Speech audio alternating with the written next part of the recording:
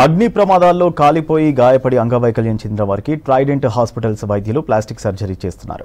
Burn survivor mission saviour trust trident hospital యాజమాన్యంతో కలిసి శంషాబాద్లో మెడికల్ క్యాంప్ ఏర్పాటు చేశారు.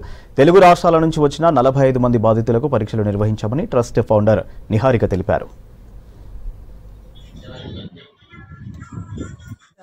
ఫౌండేషన్ వారి సహకారంతో శరీరం కాలిన వాళ్ళకి ఉచిత ప్లాస్టిక్ సర్జరీలు అంటే శరీరం కాలిన తర్వాత ఏర్పడే అంగవైకల్యం ఏదైతే ఉంటుందో అలాంటి వారికి మేము ఉచితంగా ప్లాస్టిక్ సర్జరీస్ క్యాంప్ అనేది నిర్వహించడం జరుగుతుంది.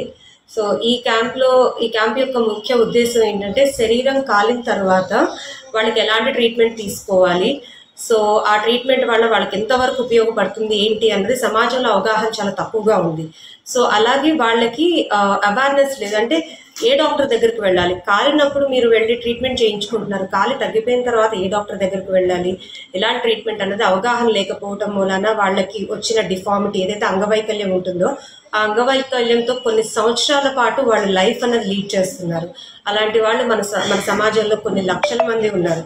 సో అలాంటి వాళ్ళకి చేయూతనివ్వాలన్న ముఖ్య ఉద్దేశంతో బిఎస్ఎంఎస్ స్వచ్ఛంద సంస్థను స్థాపించడం జరిగింది. మీరు అందరూ చూస్తున్నారు, నేను కూడా ఈ అగ్ని ప్రమాదానికి గురైన పర్సన్ని, నాకు కూడా డిఫార్మిటీస్ ఉన్నాయి.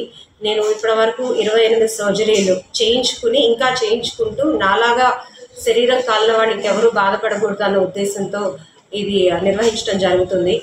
ఎఫెక్ట్ లేదు కాబట్టి దాన్ని ఇన్స్పిరేషన్ తీసుకుని ఆమె భరించిన బాధలు కష్టాలు చూసి ఇలా ఎవరైతే అనుకోకుండా రకరకాల కారణాల వల్ల బర్న్స్కి కాలిపోయి ఎఫెక్ట్ అవుతారో, సో బర్న్స్ నుంచి సర్వైవ్ అయ్యి అంటే బర్న్స్ నుంచి లైఫ్ సేవ్ అయిన తర్వాత సో హీలింగ్ అయ్యే క్రమంలో కొన్ని రకాల డిఫార్మిటీస్ వస్తాయి.